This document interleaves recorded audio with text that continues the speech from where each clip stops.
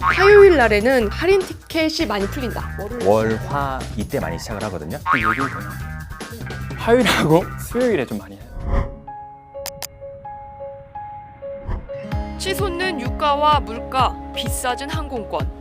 코로나19 방역 조치가 조금씩 완화가 되면서 해외여행에 관심은 있지만 가격 때문에 엄두가 안 납니다. 조금이라도 싸게 가는 방법, 여행업계 현직자들에게 직접 들어봤습니다. 안녕하세요. 어떻게 하면 조금 더 싸고 재밌고 즐겁게 여행 갈 수 있을지 한번 준비를 해봤습니다.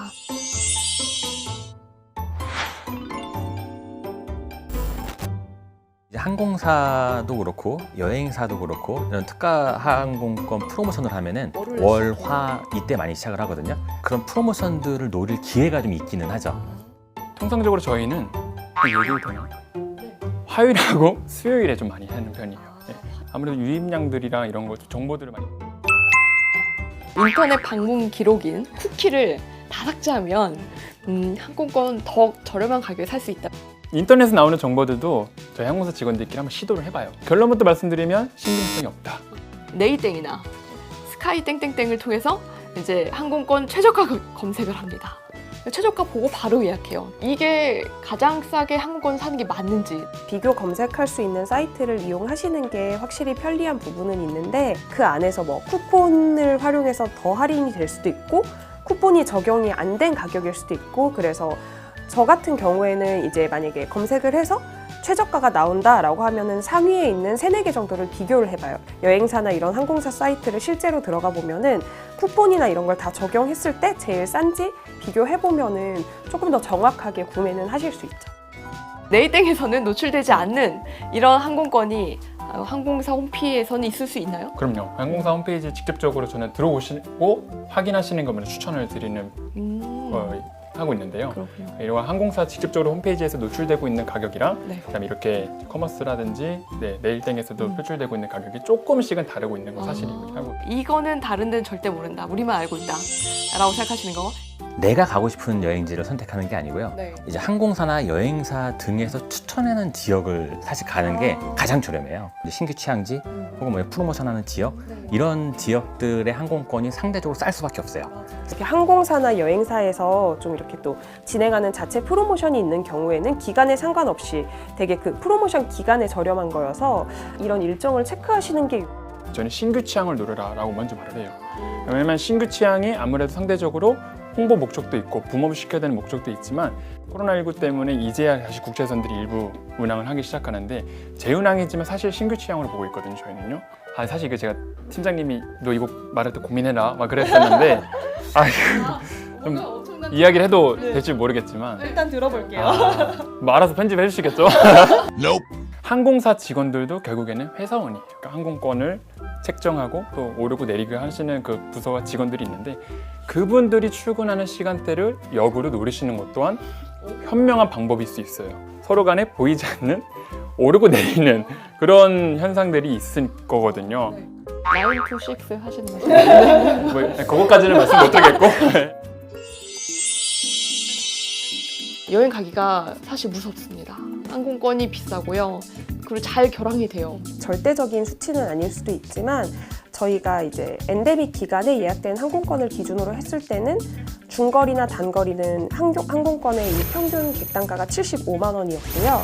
장거리 같은 경우에는 평균 150만 원이어서 이 여행 수요가 증가하는 거를 이 아직 공급석에 좀 맞춰주지 못하다 보니까는 자연스럽게 이제 뭐 공급과 수요의 원칙에 의해서 항공권 가격이 좀 우리는 체감하게 인상됐다라고밖에 느낄 수 없는 거고 서서히 이제 요금도 안정화되기 시작하고 있거든요.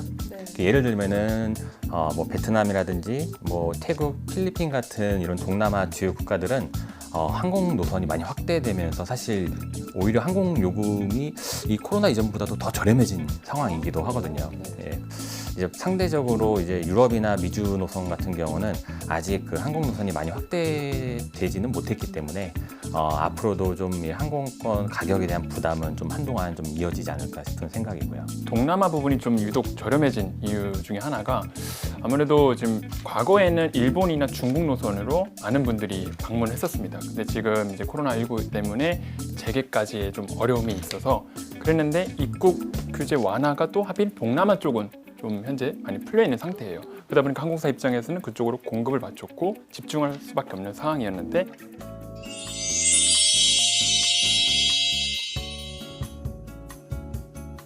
그래서 최근에 이제 뭐 고환율, 고물가, 뭐 유달중료도 뭐 역대급으로 찍고 있다, 뭐 이런 얘기가 나오고 있는 상황에서는 사실 전 세계가 좀 메리트가 있는 상황이었고, 그래서 뭐 이제 여행업계에서 진행했던 전세기들이 주로 베트남 다낭, 뭐 태국 푸켓 이런 좀 이제 동남아 휴양지 중심으로.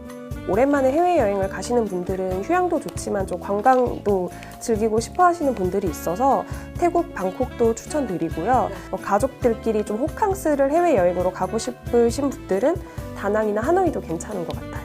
현지 동남아 국가 중에서 공항이 제일 구축이 잘 돼 있다. 이런 방역 체계라든지 빠른 피드백, 빠른 대응을 할 수 있는 곳.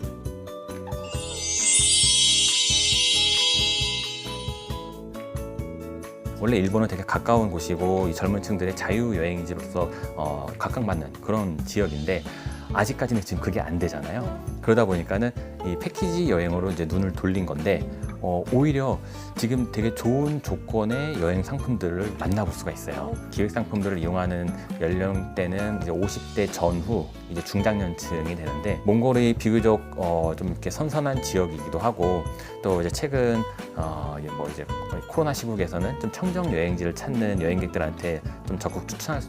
몽골의 운항 거리가 인천에서 홍콩 가는 거리랑 비슷한 거리인데 근데 가격은 3배에서 4배 정도 비쌌단 말이에요. 저희가 이제 이번 운수급앱을 통해서 LCC들이 이제 운항을 하게 되면서 항공권이 상대적으로 많이 낮아진 상태인데 단 6, 7, 8, 9 이 4개월만 지금 운항을 하고 있거든요. 유네스코가 또 지정한 훼손되지 않은 나라이기도 하면서도 사실 별자리 관측이 어마어마한 나라거든요. 그래서 소규모로 가는 게 트렌드잖아요. 그래서 이제 뭐 가족 단위 분들이나 허니무너들이 가기 좋은 곳을 꼽아봤을 때는 하와이도 좋고 발리 같은 경우에도 원래 좀 세계적인 휴양지 중에 하나여서 발리도 좀 추천을 드리고요. 장거리를 가실 분들은 가을에는 터키가 또 가기가 괜찮거든요. 터키도 이제 관광이랑 휴양을 동시에 즐길 수 있는 그런 지역들이 있어서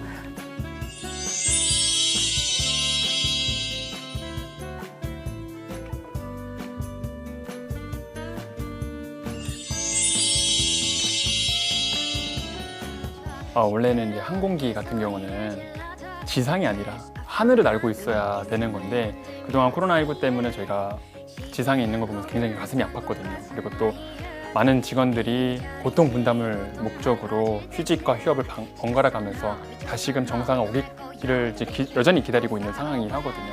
안전이나 이런 시국을 최우선으로 고려해서 또 많은 고객분들이 여행을 가실 수 있게 정말 상품 구성이나 이런 가격 부분에서도 굉장히 신경을 많이 쓰고 있거든요.